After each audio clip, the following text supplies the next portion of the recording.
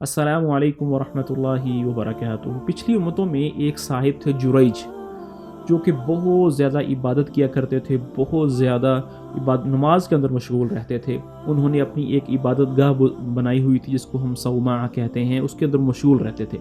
ایک دن ان کی والدہ ان کے پاس آئیں اور آ کر کہنے لگیں، یا جریج میری بات سنو۔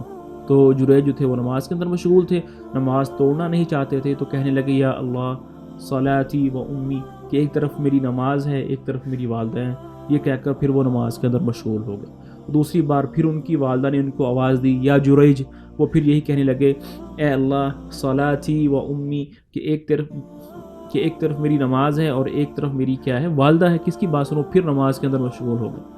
تیسری مرتبہ پھر ایسا ہی ہوا تو ان کی والدہ کو غصہ آ گیا، تو ان کے منہ سے بد دعا نکل گئی، اور ان کی والدہ نے یہ بد دعا دی یا اللہ لا تمتہ حتی تریہ وجوہ المومسات، کہ اے اللہ جریج کو اس وقت تک موت نہ آئے جب تک یہ رنڈی عورتوں کے منہ نہ دیکھ لے۔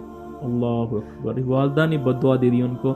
اور آپ کو پتہ ہے والدین کی جو بد دعا ہوتی ہے یا دعا ہوتی ہے وہ ٹھک کر کے اوپر لگتی ہے، اس کے اور اللہ کے درمیان کوئی پردہ حائل نہیں ہوتا۔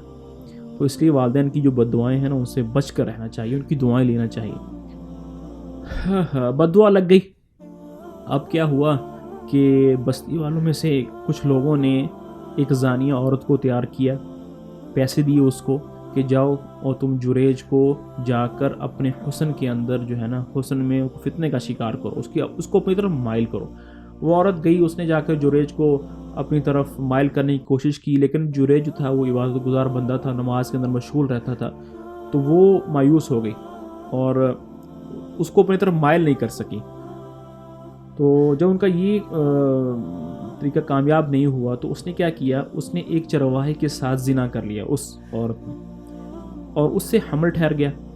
اور جب حمل ٹھہر گیا تو 9 مہینے کے بعد اس نے بچے کو جنا، اور وہ اٹھا کر جو ہے وہ جریج کے پاس لے آئی کہ یہ جو بچہ ہے نا یہ تمہارا ہے۔ گاؤں والوں کو پتہ چل گیا، گاؤں والے آئے، انہوں نے کچھ بات نہیں سنی، انہوں نے جریج کو مارنا شروع کر دیا۔ اس کی جو عبادت تھی، عبادت گاہ تھی، اس کو گرا دیا، اور کہنے لگے بڑے نمازی بنتے ہو، بڑے پرہیزی بنتے ہو، ایک طرف تم یہ نمازیں پڑھتے ہو اور دوسری طرف یہ منہ بھی کالا کرتے ہو۔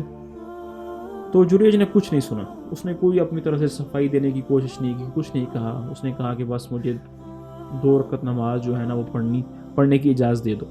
تو وہ جو گاؤں والے تھے وہ کہنے لگے ہاں ٹھیک ہے پڑھ لو، بڑی دیکھی تمہاری نمازیں۔ یہ کہہ کر وہ نماز کے اندر مشغول ہو گیا، اور اس نے 2 رکعت نماز پڑھی۔ نماز پڑھنے کے بعد وہ کہنے لگا کہاں ہے وہ بچہ، لاؤ۔ بچے کو جب سامنے لایا گیا تو اس نے کہا وہ اس کے جو یہاں پر ہوتا ہے نا پہلو میں ایسے انگلی لگائی اور کہا کہ کون تیرا باپ ہے؟ تو بچہ جو تھا ابھی چھوٹا تھا، ابھی 9 ماہ کا بچہ ہے، ابھی مطلب وہ پیدا ہی ہوا ہے، تو وہ کہنے لگا کہ فلاں چرواہا جو ہے نا وہ میرا باپ ہے۔